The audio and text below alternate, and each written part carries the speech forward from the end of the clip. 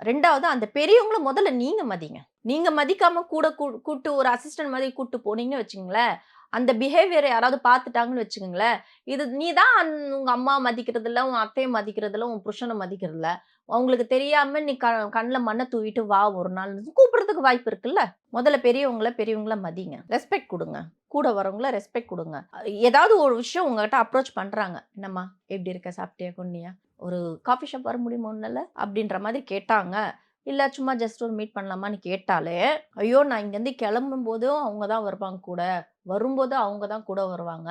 அந்த ஒரு விஷயமே நீங்க ஸ்பேஸ குடுக்காதீங்க முதல்ல. ஒரு ஃபோன் இருந்தா தானே கையில இவ்வளோலாம் பேசணும். அந்த ஃபோனுக்கே நீங்க ஃப்ரீடம் குடுக்காதீங்க. அந்த ஃபோன்ல நீங்க பாஸ்வேர்ட் கூட போடாம வைங்க. அந்த பாஸ்வேர்ட் உங்க அம்மாக்கு தெரியணும், உங்க அத்தைங்களுக்கு தெரியணும், உங்க சித்திக்கு தெரியணும், உங்க புருஷனுக்கு தெரியணும். அந்த மாதிரி ஒரு பாஸ்வேர்ட் போடுங்க. நீங்க சேஃபா இருக்கணும், செக்யூரா இருக்கணும். உங்க கூட இருக்கிறவங்க உங்கள நல்லபடியா பார்த்துப்பாங்க. உங்க ஃபியூச்சருக்கு நீங்க பயப்படவே தேவையில்ல. அவங்க எல்லாமே உங்கள பார்த்துப்பாங்க. அப்படின்ற ஒரு தைரியமும், தன்னம்பிக்கையும் உங்களுக்கு இருந்துச்சுன்னா, நீங்க ஓப்பனா இந்த நூலகம் மாதிரி ஓப்பனா இருங்க. லைப்ரரி மாதிரி ஓப்பனா இருந்துக்குங்க.